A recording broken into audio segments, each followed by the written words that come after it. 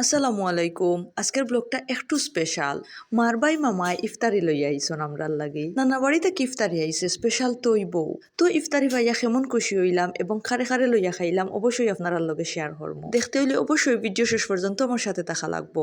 আশা করি সাথে থাকবা এবং আমার পেজও নতুন হইয়া থাকলে অবশ্যই পেজও একটা ফলো দিয়া ভিডিওটা দেখা শুরু করবা। হ্যালো এভরিওয়ান, কিতা অবস্থা সবর? আশা করি ভালো আছেন, আমিও আল্লাহর রহমতে ভালো আছি। বাজার থেকে পেঁয়াজ আনা হইছে। ইনো নানু আর নাতিনে পেঁয়াজ এগুন বাসিরা দেখরা যে ফসা আসেনি। যদি দুই একটা ফসা পেঁয়াজ থাকে ইগুন না বাসিলে লগে সব বালা পেঁয়াজ নষ্ট করি লাইব। নানুর হাতে হাতে সব খামো হেল্প করইন মাশাআল্লাহ। দুইজনে একলগে খামো করইন, মাঝে মাঝে দরবারও করইন। এদিকে খাম কাজ শেষ করিয়া দয়ে বাবুরে গোসল করিয়া রেডি করাইয়া দিছি। যেহেতু একটু ফর বড় মেয়ের হুজুর আইবা, হিজাব পড়লে প্রত্যেক মেয়েরেও সুন্দর লাগে আর মাশাআল্লাহ বাচ্চাইন্তর একটু বেশিও কিউট লাগে।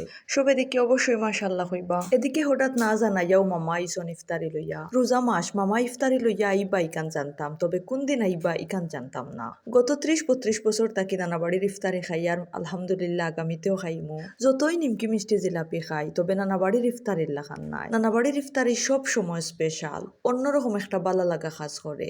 ছোটবেলাটা বেশি মজার আছিল। রমজান মাস আইলেও অপেক্ষায় থাকতাম কবে নানা বাড়ি তাকি ইফতারি আইব। আশেপাশে দুই একবারই ইফতারি আইলে আমরার মন খারাপ হয়ে যাইতো। নানা বাড়ি তাকি ইফতারি খেনে আয় না, অত লেট করেন খেনে। তবে ইফতারি খাওয়ার লাগিও তো এক্সাইটেড থাকতাম না, এক্সাইটেড থাকতাম ইফতারি বাটার লাগি।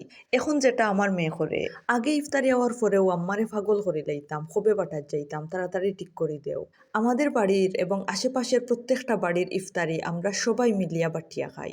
কম হোক বেশি হোক বাটিয়া খাওয়ার মজাও আলাদা। ছোটবেলায় ভাবতাম ইফতারি বাটিয়া না দিলে সরম। আশেপাশে বাড়ির তারা মনে করবা আমার নানাবার তাকে ইফতারি আইছে না, তখন আর মান সম্মান থাকতো না। এর মাঝে অনেকের ইফতারি খাই লিছি আর আরো বাকি যারা ইফতারি রয়েছে তারা ইফতারি কোন মুখে খাইতাম, যার কারণে নানাবার তাকে ইফতারি আইয়ালেও বাঠার লাগি পাগল হয়ে যাইতাম। এটা মায়ায় নাই কিন্তু।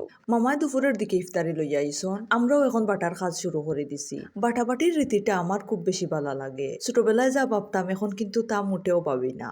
তখন মান সম্মান বাঁচানির লাগি বাটিতাম আর এখন মায়ায় বাটি। সবরে লইয়া মিলিয়া খাওয়ার মজাও আলাদা। তো প্লেট রেডি করে রাখি দিছি। এখন আমার মায় খেউরের গরু লইয়া যাইতে দেন না। তানোর নাতিনোর ফোড়া শেষ হইয়ালে নাতিনরে লগে লইয়া গিয়া দিবা।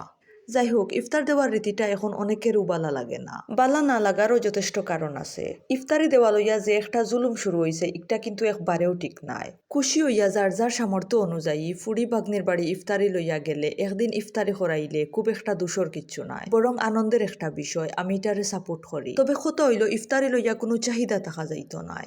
যদি কেউ খুশি হইয়া ফুড়ি বাগ্নির বাড়ি সামর্থ্য অনুযায়ী ইফতারি দেখ, তবে দেওয়াও লাগবো এবং অতটুকুও দেওয়া লাগবো। এই জুলুমটা করা কিন্তু ঠিক নাই। তো সন্ধ্যা হয়ে গেছে, মোটামুটি ইফতারও রেডি করে লাইছি। সচরাচর যে আইটেম গুলা থাকে ইফতারিতে আইজও সেম আইটেম। পাতলা খিচুড়ি, বড়া, খাসা সানা, সানা বাজা, খেজুর, রুয়াফজা। আর আজকে যেহেতু ইফতারি আইছে তো ইফতারের আইটেম গুলা এড হইছে। আসলে সারাদিন রোজা রাখিয়া নিমকি মিষ্টি কিচ্ছু খাইতেও ইচ্ছা করে না। নানা বাড়ির ইফতারি মানে চকুর আনন্দ, মনের আনন্দ, আর কিচ্ছু নাই। তবে মানুষে এই আনন্দটা দিন দিন নষ্ট করিলার।